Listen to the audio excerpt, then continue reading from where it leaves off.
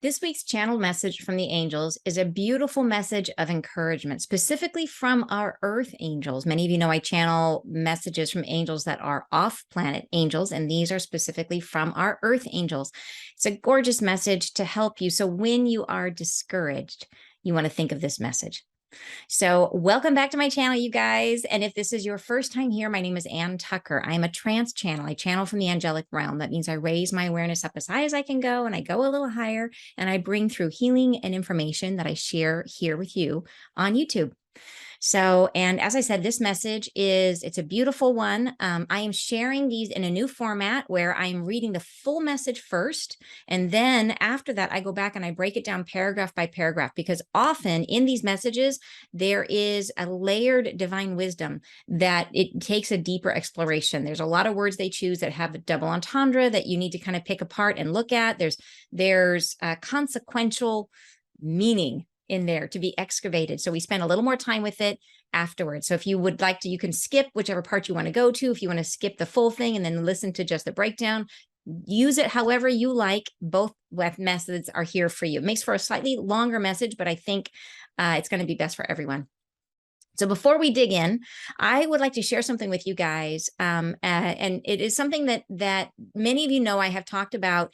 An important part of my journey and coming to through my own spiritual growth has been using my dreams to track my progress. And I still do this with my clients. I read their dreams and interpret their dreams to help see the shift that's happening in them as we're working together.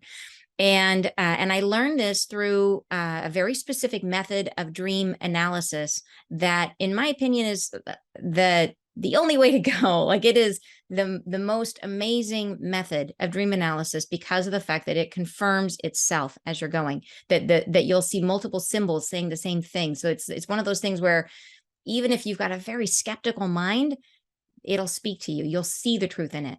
So anyways, there's a particular, a man named Michael Sheridan who teaches this, and he has been my mentor through my process of learning how to work with my dreams.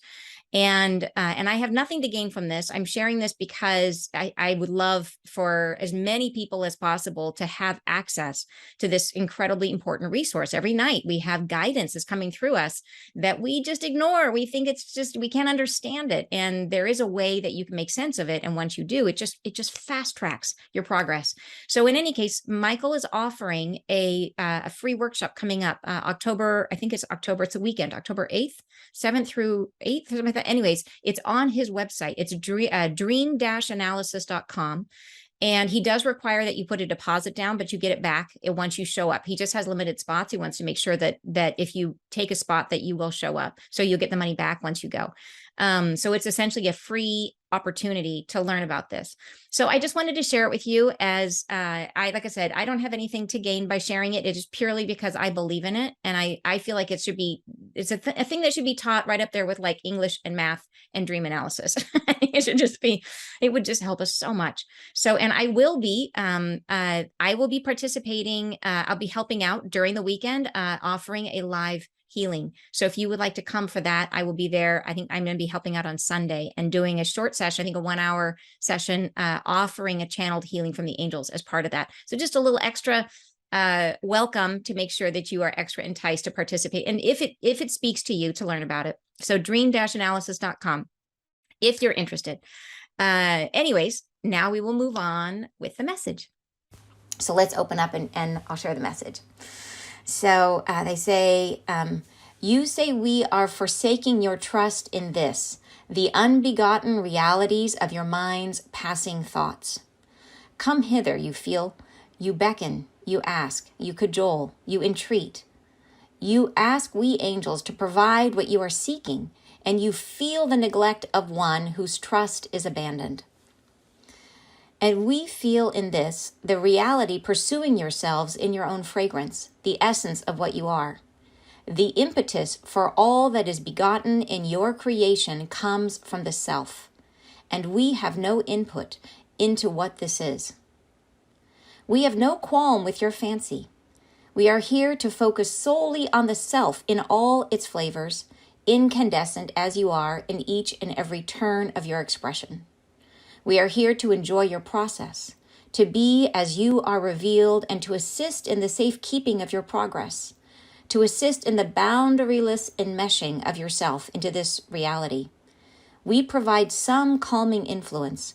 We rein back the chaos you would entreat without knowing. We assist the self as we may. We live within the realm of earth.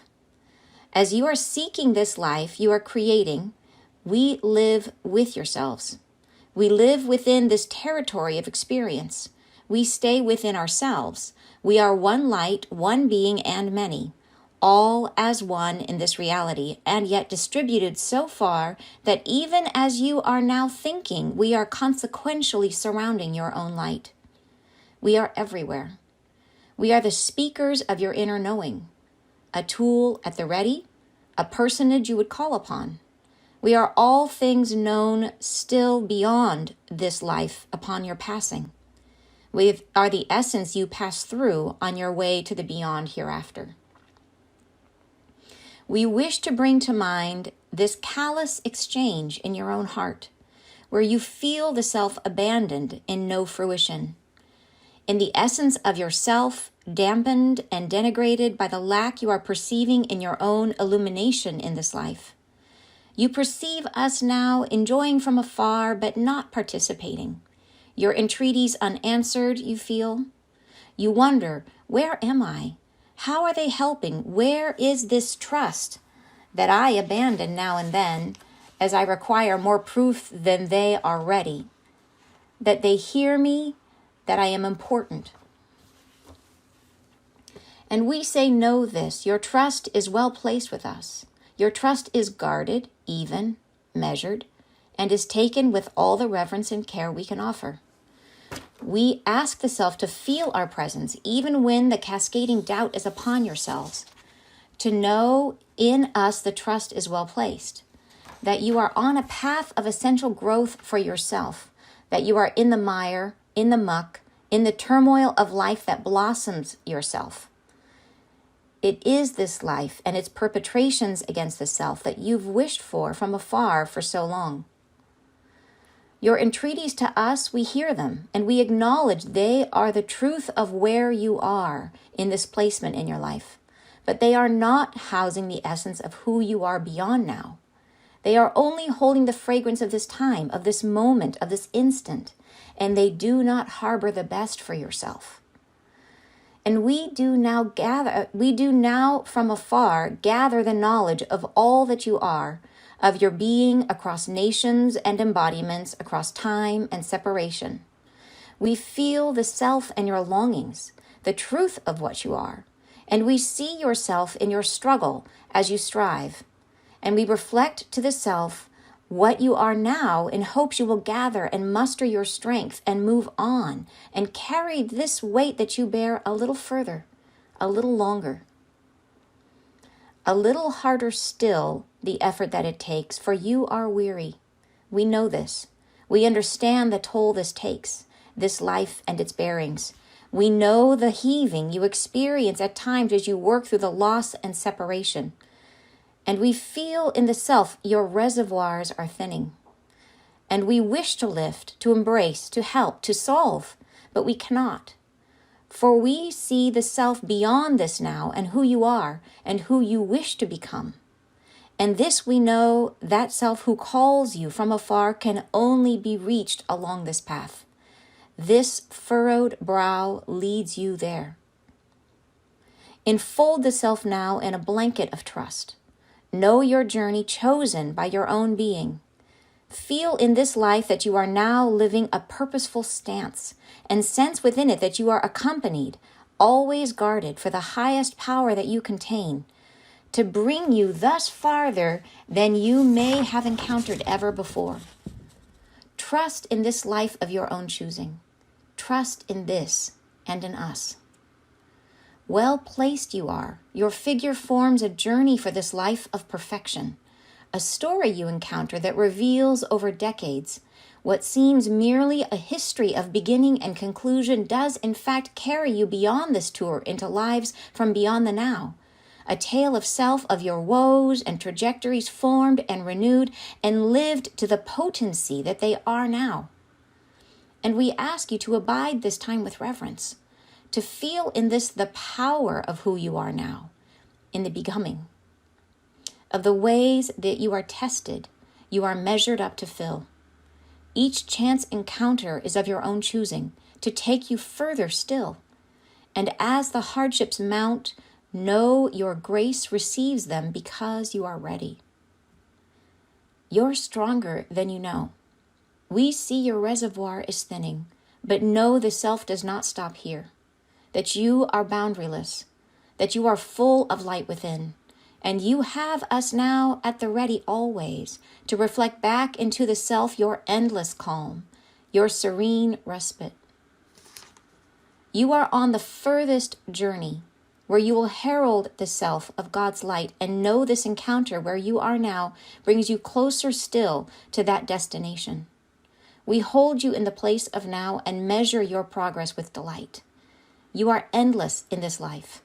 In each encounter, the life you are in a sacred song of self.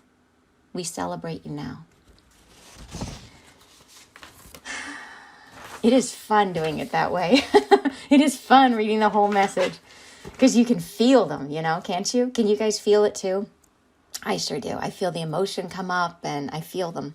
So anyways, I hope you guys feel it too. But beautiful, beautiful message and so fitting, I think. I know so many people that I love and care about and people that I know through our community that are struggling, and struggling with some of the messages that we've gotten and some of the chaos in the world and personal stuff, with all the retrograde energy we were talking about that are struggling. And the message here is really telling us to understand, like the overall message is to say, we chose this, to understand the reason we chose it is because we were ready for it and because it's taking us to a vision of ourselves that we can only imagine at this point, that we may be the highest experience of ourself, the purest form of ourself that we've ever encountered. And that's the journey that we're on, right? You say, oh my goodness, 1 week after dropping everything and moving, thank you. I so needed this. I was feeling so doubtful, but I know this is truth. Oh, I love that. And Rebecca saying, well, that is so awesome. Awesome. And hi, Teresa. Great to see you joining in. You say, thank you for that message. Wonderful to hear it in full. Thank you. I think so too. Yeah, that's fun. I'm really liking the new format. So now let's break it down paragraph by paragraph, and we'll look at some of the deeper meanings that are hidden in their brilliant word choices, right? They fit so much and so many layers in every single message. And Teresa's saying, even when we feel alone, angels are with us. Angels love us. Do they ever? That is so true. Yeah. Okay, so let's break it down. The first paragraph, they say, you say we are forsaking your trust in this, the unbegotten realities of your mind's passing thoughts. Come hither. You feel, you beckon, you ask, you cajole, you entreat. You ask we angels to provide what you are seeking, and you feel the neglect of one whose trust is abandoned. So they say here, this paragraph is basically, they're saying the unbegotten realities of your mind's passing thoughts. So what are the things we are thinking of? What are we holding in our mind? What are the things that we think are essential for our happiness? That we think, if I could achieve this, if I could do this, then I would be happy, right? And, or the ways in which we are in judgment of ourselves because we didn't achieve something. And we reach out and ask for angelic help. And they're saying that because these things don't happen and we're asking, right? We're entreating, we're beckoning, we're asking, then we start to feel like we've been neglected. And I love that they bring up this point. They don't say that it's just that we just don't feel like they're helping us. They point to the neglect of one whose trust is abandoned. And I think that simple phrase is at the heart of what it is to be behind the veil. That feeling of, it feels like abandonment. It feels like to our small self, that inner child, that inner wound is the feeling. It's, yes, we chose to come here, but it doesn't matter that we chose it. At a certain point, we feel like spirit abandoned us and we are cut off from everything. And so it's that core wound, and there's neglect in there, to be neglected. And how does that erode our sense of self, right? And our trust has been abandoned. That's like right in there. If you had to just take it and wrap your hands around it, what is that core wound? Boom, it's right there. So that's how they open. All right, next paragraph. And Mike is saying, this that follows is what I got from this message. Within your stance, you must dance to the tune of your own unique frequency. Yes, beautiful, Mike. Thank you so much. Yes, absolutely. I love that. Thank you for sharing that. All right, so next paragraph, they say, and we feel in this, the reality, pursuing yourselves in your own fragrance, the essence of what you are. The impetus for all that is begotten in your creation comes from the self, and we have no input into what this is. So I think this is interesting. They chose the word impetus. They're saying that basically everything we create is coming from us, and they can't control that. That we are this body, that we have our creative apparatus and our thoughts and our emotions. We are constantly creating what's coming to us, right? And they can't control it. That we are in charge. We are large and in charge in this incarnation, right? And our bodies are sending out a ripple of all of our wounds and all of our fears, and that's what we're bringing toward us. And they said they can't. They can't. We have free will. They can't change it. But I love they said the impetus for that for all that is begotten is in your creation comes from the self. The word impetus means the force or energy with which a body moves. So it's a reference back to the fact that we are creating through this physical body, that this is the portal for creation, which again, super interesting that they threw that in there because it's absolutely true. And yes, our spirit is the creative force, but we use the body in this reality to create. Next paragraph. We have no qualm with your fancy. We are here to focus solely on the self in all its flavors, incandescent as you are in each and every turn of your expression. Right? We are here to enjoy your process, to be as you are revealed, and to assist in the safekeeping of your progress, to assist in the boundaryless enmeshing of yourself into this reality. We provide some calming influence. We rein back the chaos you would entreat without knowing. We assist the self as we may. And so here they say, we have no qualm with your fancy. So a qualm is like a worry, a fear, a disagreement, and with your fancy. So they don't object to whatever it is we are creating, whatever it is we think we need or whatever we want. They say, great, like you do you is the message there. They're not going to argue with it. And you're saying, yes, impetus, word of the day. There are so many words of the day in this one. It's hilarious. We're going to have this is like word of the day dictionary day. So, but yeah, so qualm, they're saying they don't argue with us. We get to create what we're going to create. And then they say they're here to focus on us in all of our flavors. And they use the word incandescent to describe us, that incandescent as you are in each and every turn of your expression. Well, incandescent, you know that as the term for a light bulb. So I thought at first it just means the light that we are, but there's layers. They say, so incandescent, it means so emitting light from being heated. And it also means full of strong emotion. So again, there's so much more meaning to that because we are a light, but our light is created from the friction we experience here on earth, right? It is from being heated, and that heat comes from the experience of our emotions. So that is the light they're talking about. They're saying that we are incandescent, we are glowing because of our experience on earth. And the more that we are in that experience, the more that we engage in life, the more that we feel the feels, the more we glow, right? The more heat we generate, the brighter we burn. So love that choice of words. And they go on to say that they're going to assist in the boundaryless enmeshing of ourselves into this reality. So that's that idea that this is a completely immersive experience being here. The five senses, right? It feels real. And they're saying it's boundaryless. Like how real is it? It is 100, as deep as you can go. That's how real this feels, even though it's the holodeck. And then they say, we rein back the chaos you would entreat without knowing. So this I wanted to mention because there have been messages they've given us in the past to help us understand their role, that as we are sending out our ripples of wounds, that we are going to pull multiple potential realities towards us. There's multiple. So say we have the desire to have a break, right? Do we just need, we're sending out the ripple of, we are in agreement with something that's going to give us a separation from our crazy busy lives, and we could attract a car crash or we could attract a vacation, right? And they're going to, if it's in our highest and best, they're going to deflect the car crash and bring us the vacation. So that's the role that they're playing. So they kind of like the goalies in the outer field, is that they're keeping away the things that we would unknowingly attract because it happens to carry a frequency that resonates with what we're putting out, but it might not be in our highest and best. So that's the only way that they say that they actually like really intervene, is by helping to guard us from things that are going to really throw us off course, that really aren't in alignment with our goals of what we actually want to achieve for ourselves in this life. And you're saying being able to hold the charge of that light. Yes. Yeah. And I think that's a whole nother layer too, Mike, is that idea of, yes, we are the light, but can we stay in that frequency? Can we hold that frequency? Can we be the light all the time, right? That's definitely part of the journey for sure, for all of us, I think. All right. So next paragraph, they go on to say, we live within the realm of earth. As you are seeking this life, you are creating. We live with yourselves. We live within this territory of experience. We stay within ourselves. We are one light, one being, and many, all as one in this reality, and yet distributed so far that even as you are now thinking, we are consequentially surrounding your own light.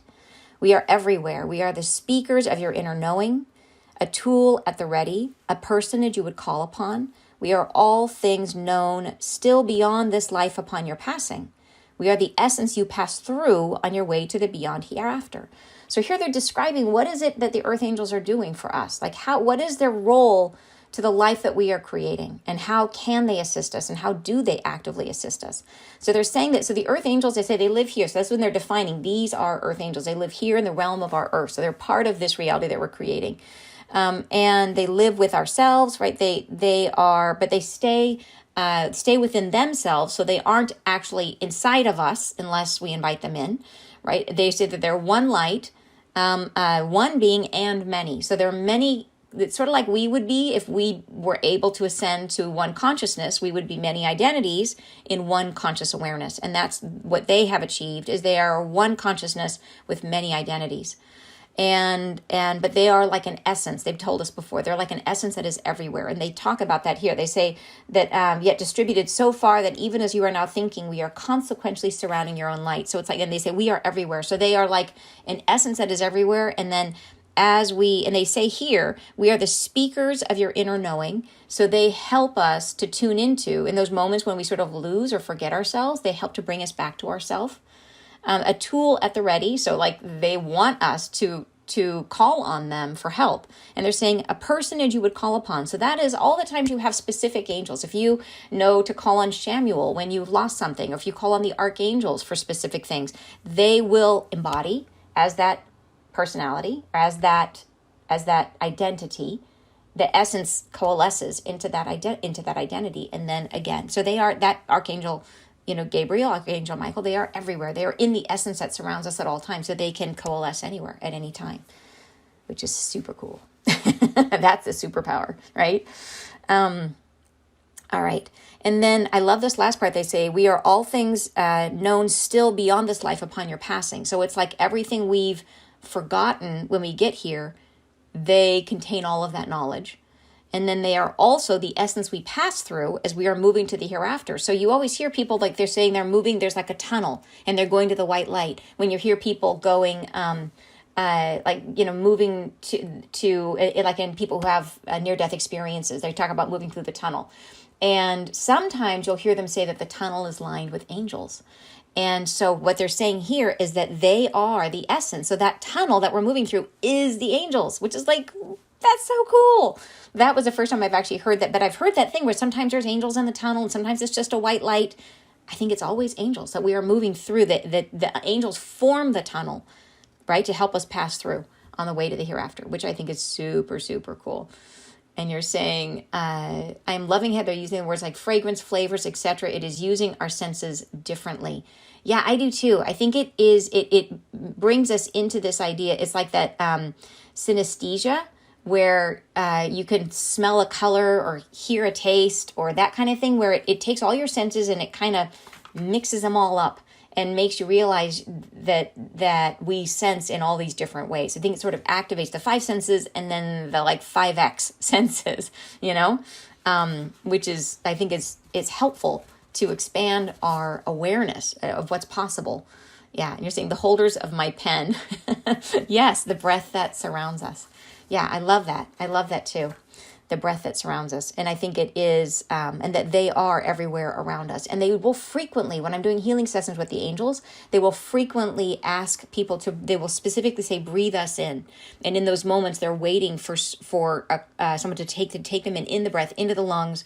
And that it's like the breath of life, but it's then infused, and it has to be by choice. So they specifically ask, breathe us in the middle of some, critical part in the session. It's very interesting. So yeah, absolutely. They are in the breath. All right, next paragraph. We wish to bring to mind this callous exchange in your own heart, where you feel the self abandoned in no fruition, in the essence of yourself dampened and denigrated by the lack you are perceiving in your own illumination in this life. You perceive us now enjoying from afar, but not participating. Your entreaties unanswered you feel. You wonder, where am I? How are they helping? Where is this trust that I abandon now and then? As I require more proof that they are ready, that they hear me, that I am important. And I love in this paragraph how they turn it around on us a little bit. And they say, okay, first of all, they say it's a callous exchange in our own heart, that where we are telling ourselves that we are unimportant, right? Where we're telling ourselves that we're alone, because we never are. It's just a story that we're telling ourselves. So it's callous. It's hard on ourselves, right? And then they go on to say, in the essence of yourself, dampened and denigrated by the lack you are perceiving. And the word denigrated I always thought that means like to put down, and it does. But when I looked it up, it adds a layer, it is to criticize unfairly. So it adds that extra essence of like, you're putting yourself down, but it is not just. This isn't a fair criticism of yourself. That this is just in a moment of weakness, the negative story, the negative self-talk that we indulge in, right? Where we are super hard on ourselves and put ourselves down. And then I love how they say here, your entreaties unanswered, you feel, you wonder, where am I? How are they helping? And then where is this trust? And then they go on to say that we abandon now and then. So it's like we have this trust, but we are the ones that are giving up the trust, that we abandon now and then as we require more proof that they are ready, that they hear us, that we are important. So we are constantly asking for proof. We're constantly doubting them. And we're like, well, why aren't you guys here? But by the way, we don't believe in you. By the way, you need to prove, I need another feather. Give me a penny or I won't believe in you.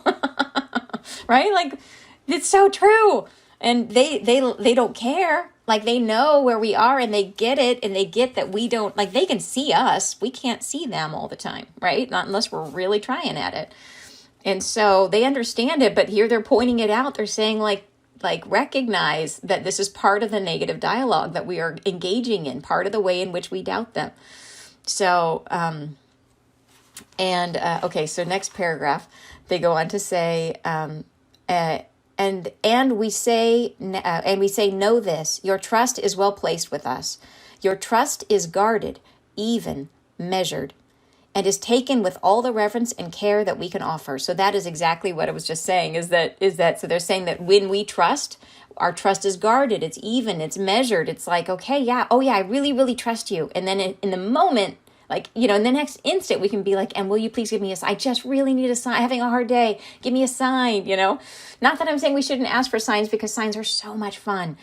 But, like, it's not, if we can ask for a sign in a way that is a reflection of our trust, not an example of our mistrust, I bet you those signs would come a lot faster, And they say, but even so, you say that our trust is guarded, even, measured, and is taken with all the reverence and care we can offer. So they say, no matter what, we can doubt them till, forever. And you know how many people are complete, like, non-believers in any of this stuff, and they still have a guardian angel, and that guardian angel is like integrated in their experience and in their body. So our trust is not essential. It just makes things a whole lot easier on us and on them. And they say they'll love us either way, but still, wouldn't it be nice if we trusted them? And they say, so they here at the end, I love at the end of this paragraph, they say, okay, that you are in the mire, in the muck, in the turmoil of life that blossoms yourself.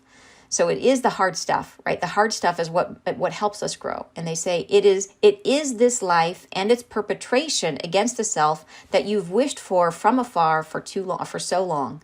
So the life that we have, the exact life that we've created, even the stuff that we think, why on earth would I ever perpetrate this against ourselves, right? The perpetrations against the self that you've wished for from afar for so long. So we plan this life to the nth degree. And I know that to be a fact because I've had dreams where I see that I am planning the life that I have. I've seen it, and I think I've told you guys, I see myself looking in the dream. I'm looking at a movie, like film by film, and I'm standing there with my guide and we're looking film by film, like little square by square, and we're looking at important passages of this life. And we try it one way, and then I jumped into the film, I acted it out, and then I jumped out, and the two of us talked about it, and we said, okay, how did that go? Can we make it better? We would make a tweak. I would jump back in, we'd try it again, and then I'd jump back out, and we talk about it. And so we do that to the nth degree for this life. So we have super, super, super planned this life. So even though it might be like, you might be going like, what was I thinking? There's a wisdom in your life that we are not privy to. Yeah, and practice, like all those deja vus, probably a practice moment, right? All right, next paragraph. Your entreaties to us, we hear them, and we acknowledge they are the truth of where you are in this placement in your life, but they are not housing the essence of who you are beyond now. They are only holding the fragrance of this time, of this moment, this instant, and they do not harbor the best for yourself. So important. They're acknowledging, when we ask for help, they're acknowledging, we get it. Like you are in a really dark place, or you're in a really hard jam. Like this is a challenging moment, and they recognize the truth of that. And they have all the compassion for that, but they have the vision of the bigger picture, and they see where we're headed. And they're saying, okay, you're asking for me to fix this thing, but it's not in your best, right? It's not good for you for me to fix it. And there's wounds that we carry that we need to carry for our highest and best. When I was first, my gifts were first coming in, I had an experience where I was just starting to do healings, and I got a message from a friend who brought up a person's name. And I thought, well, maybe the reason she thought of that name was because I'm supposed to heal her because she was going to be going in for a surgery. And I thought, well, maybe that's why I got the message. I should look and see if I should heal that wound. So I go in and I look at her, and I take a look at her, and immediately I see her. She leans down and she puts her arms in an X above the body part that was getting surgery, like blocking, showing me don't do this. And it was before I knew better, right? Now I would never go into somebody's energy without permission, but I was brand new. I was just learning. And this was a super clear message, like stop. And it was the message was like, she needed this. She needs this wound. She needs this experience for her own growth. And who am I to deprive her of that? And that is what they're seeing when they look at us. They're saying, hey, you not only did you choose this, you planned this to the nth degree, and they're going to come by and rip it out from underneath us? Like, no way. They're not going to do that to us, right? And you're saying, act wished for from afar, right? And that is what we did with this life. And you're saying the mindful approach. Oh, she chokes. Yes. So then, okay, so let's keep on going. They go on to say, where is this? Here we are. And we do now from afar gather the knowledge of all that you are, of your being across nations and embodiments, across time and separation. We feel the self and your longings, the truth of what you are. And we see yourself in your struggle as you strive. And we reflect to the self what you are now in hopes you will gather and muster your strength and move on and carry this weight that you bear a little further, a little longer. So, and I love how they phrase that is like they are depicting themselves in this message more like they're there behind us, like just trying to get us to just like every little step we get further in this life is such a champion moment. Like every step they're cheering us on because and they recognize like, look, it's hard. They just want us to vision. I just see us like pushing this boulder up a hill and they just trying to help us to, gather our strength to just go a little further. And each little bit of progress is such something to celebrate, And I love they say here, and we do now from afar gather the knowledge of all that you are, of your being across nations and embodiments, across time and separation. So they have that perspective of us, and that is the angelic way, as they see all things, they see everything. And so when they look at us, they don't just see this incarnation, they see all of our incarnations, and they understand how this one fits into the broader picture. So they know if something is important to the bigger picture, like that they can't remove something, they can't cure something or heal something or move it or get rid of it because we need it, because it's part of this much larger puzzle. And they see us, they see us in this incredibly, dimensional way. And they have the kind of intelligence that can do that, which we don't. We can't see it that way. But that's the gift that they bring, right? That's what they're sharing with us. And then next paragraph, they say, a little harder still for the effort that it takes, for you are weary. We know this. We understand the toll this takes, this life and its bearings. We know the heaving you experience at times as you work through the loss and separation.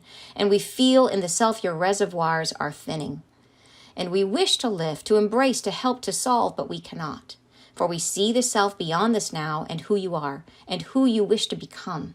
And we know that self who calls you from afar can only be reached along this path. This furrowed brow leads you there. I love that line. This furrowed brow leads you there. So that's this, think about that, like whatever, anger, fear, frustration that makes you crinkle up your face. That is what's leading you to this better, higher, lighter, brighter version of ourselves. And they're saying that it can only be reached along this path.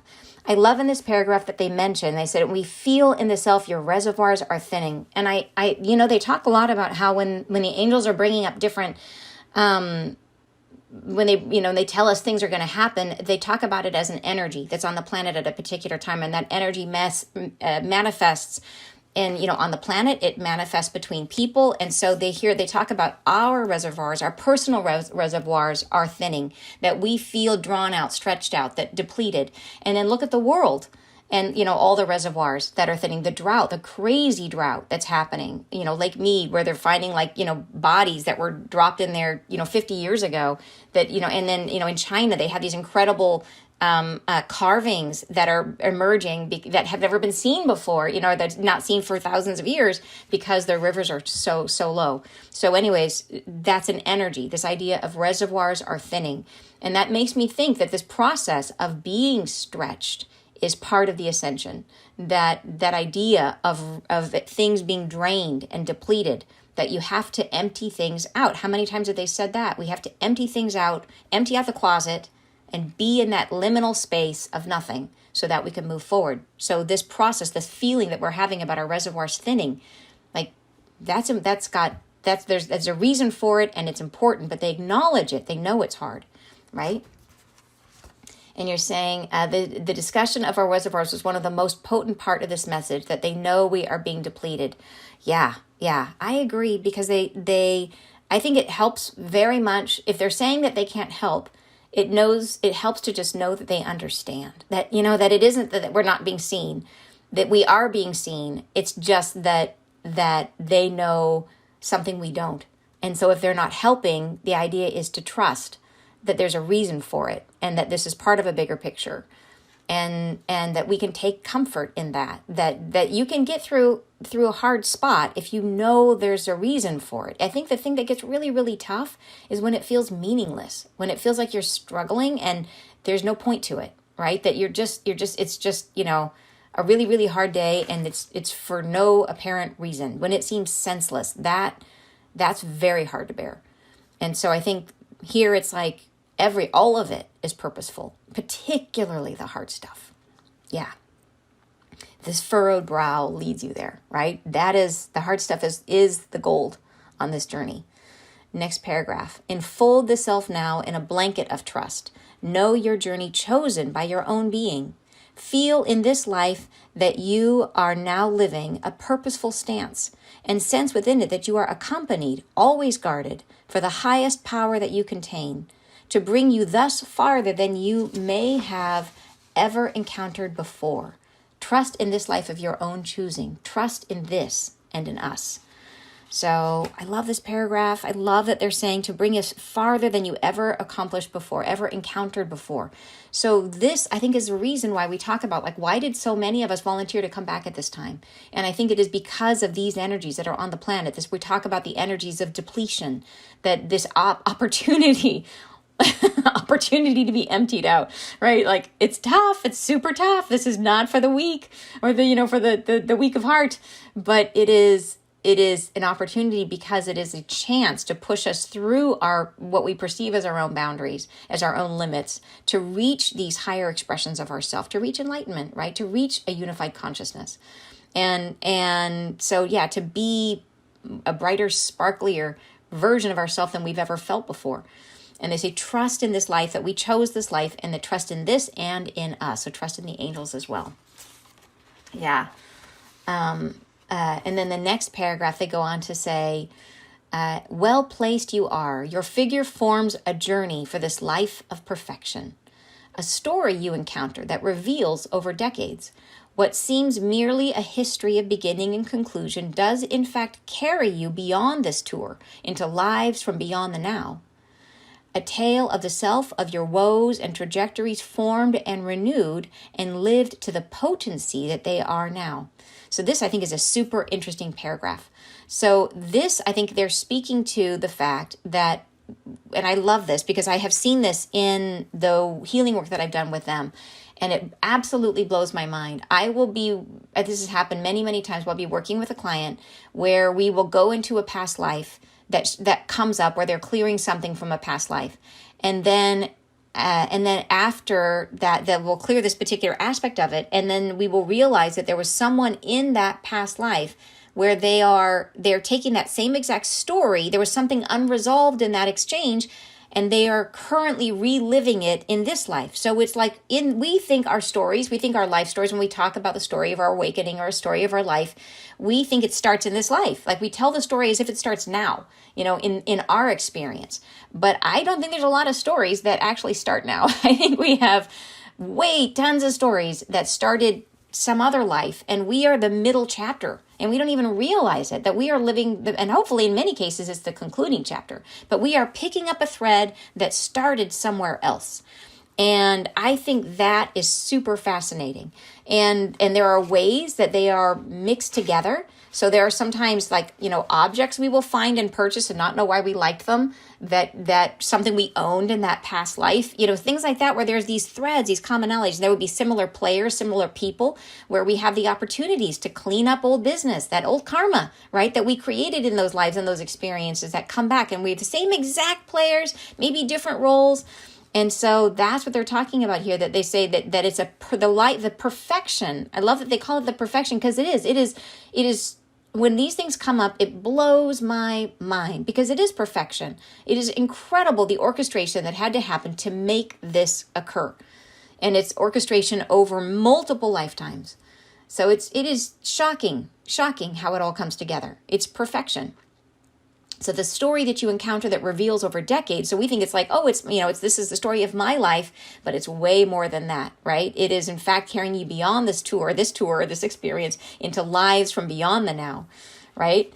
And then the cool thing they say at the end, the tale of the self, of your woes and trajectories formed and renewed. So they were formed back then, renewed in this life, and lived to the potency that they are now. So the point of this, of having it happen over multiple incarnations, is because it becomes more potent. It becomes stronger, which I think that was a very interesting addition there at the end. So it's like getting every last little juice out of that orange. Like, there's more here to be learned, more to be explored, right? And it gets stronger. There's more to it. And that's the whole reason we're here, is for experience, to have the fullest expression of this light that you are, of your particular essence of God. And please use your word, source, universe, however you like to phrase it. But the particular expression that you are, you want to feel it in every capacity to the fullest experience of who you are, right? And you're saying many destinations of one life. Yes, exactly, Mike. Yeah, totally. Anyways, I think I love that they brought that up, because I think it's such an amazing, mind-bending truth that's so hard for us to understand, but it adds so much meaning to this experience. All right, next paragraph. And we ask you to abide this time with reverence, to feel in this the power of who you are now, in the becoming.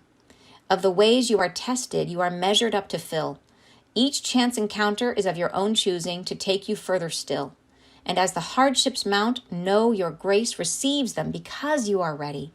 So this is so important to know. And I think this is their very loving encouragement that we should all take on, is to know that what we are doing right now, like they were saying, is that the potency that we've been building through all these encounters, through all of our karma, that the power of who we are now in this becoming, how much stronger we are becoming as an expression of ourself, that there is so much more light and life force inside of us because of how we are experiencing. Even when you feel depleted, right? When you feel those emotions, when you feel the negative emotions we wish we didn't feel, there's power in that, power of understanding ourselves and becoming a fuller version of that self. We're learning about ourselves. And then they say the ways that we are tested, we are measured up to fill. So they're saying there's nothing that's going to come our way that we are not up to, that we are not up for, that we are capable of it because it's here. We wouldn't have signed up for it if we weren't ready for it. They say, as the hardships mount, know that your grace receives them because you are ready. So I think it's such a helpful thing to know that we're not going to get anything we can't handle. So I think we can just exhale on that one. Say there's nothing that's going to just, kick us down so far we can't get up again, unless that was the plan, right? Unless we were kicked down so that we could experience the beauty of being lifted up by someone else. That's a possibility. But whatever happens, we are cared for, and it's on purpose, and there's meaning and there's lessons in it, right? And so our grace receives them because you are ready. And sometimes that readiness comes from inside of us, and sometimes it comes through the experience and the people that we surround ourselves with. All right, next paragraph. You're stronger than you know. We see your reservoir is thinning, but know the self does not stop here, that you are boundless, that you are full of light within. And you have us now at the ready always to reflect back into the self your endless calm, your serene respite. And I love this paragraph because here they're getting clearer. And through this whole thing, they've been trying to explain to us, what is their role? Like, if they can't help us, why are they here? What are they doing? Like, why do we need the angels if they can't? And they said before that they are like fending off the things that wouldn't, they're trying to keep us on our path. Like, that's a huge part of it, right? But here's the beauty of it, is that they're saying that they are here to reflect back into the self, your endless calm, your serene respite. So it is those moments when we feel hopeless, right? When we need that breath. And there's some beautiful song lyric somewhere that it says, like, it's the cracks are where the light comes in, right? It's that whisper is all we need sometimes to break us out of a dark place. And that's where they are reflecting back into us, our own potential and possibility, and helping us to rise to carry on just a little further, right? Every little step forward is something to be celebrated, to carry the heavy burden a little further. They go on, last paragraph, you are on the furthest journey where you will herald the self of God's light, and know this encounter where you are now brings you closer still to that destination. We hold you in the place of now and measure your progress with delight. You are endless in this life. In each encounter, the life you are in, a sacred song of self. We celebrate you now. And so this one, they have, and so they use the word herald. They say where you will herald the self of God's light. And a herald is a sign that something is about to happen. So you are the herald of God's light. So you being here, you are the embodiment, right, of God's essence. And you are on the furthest journey, right, which is the idea. The furthest journey is the idea we were going through this to try to get to enlightenment. That's the point. This is the furthest journey. So coming here now, why do we come here now? Because this offers us a unique opportunity to achieve enlightenment, to achieve the furthest journey.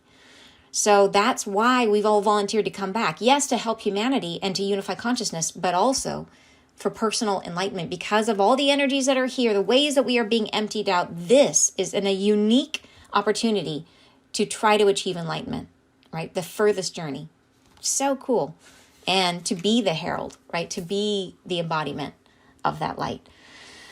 So, right? Cool message, right? So cool. And again, the layers and the meaning that they put in there, that divine intelligence that you see is just, it amazes me every single time. And you're saying they give new meaning to I got you. Do they ever? Wrap yourself in the angelic essence like a comforting cloak against the elements. I love that. And they even said that back here. They said something like, where is it? They said wrap yourselves in something. I can't find it now. But they did say that. They said something like wrap yourself in trust. Yeah. Anyways, perfect. And you're saying when the Tor turns inward, TOR, is that a typo, or is that something I don't know what it is, Mike? Could you explain? And then you're saying the coolest, pretty cool. I think so too. Oh, you guys, thank you guys so much for joining me this morning and doing this with me. And if you guys are happy, this took longer, the message took longer, but if you guys like this format, I really am liking it. So if you want this to be the way we do it always, give me the thumbs up in the comments, let me know. And then we will keep doing it. I find that it really helps to, it does take a little longer, but I feel like there's a lot of value. And my thought is that if you want to skip one or the other, you could just, if you want to skip the full reading, you could just fast forward right to the part where we break it across in the paragraph. So maybe I will put that in. I'll put in a timestamp of when we start in with the breaking it apart. So you can do it how you want to do it. How about that? All right. Oh, a Taurus. Oh yeah, like the toroid type thing. Yes. Okay. Thank you, Mike. Thank you. That the Tor turned inward. Okay. Thank you very much. That makes sense. And you're saying, I love how this message validates what I have learned recently from God. Love it. Oh, thank you. That's beautiful. And the validation makes a difference, doesn't it? It's just nice. Not that we have to have that proof, right? We don't need the proof, but it's nice. It's really nice. You're saying, I really like the format. Okay. Awesome. Great to know. Greetings from Paris. Oh, bonjour. J'espère que tout va bien. I love this. Awesome. Fantastic. Yes, go longer. All right, perfect. Thanks, you guys. Thanks so much. I hope you have a wonderful, wonderful day, wonderful weekend. And I'm sending you lots of love. And I will see you next Friday live. Bye-bye, you guys.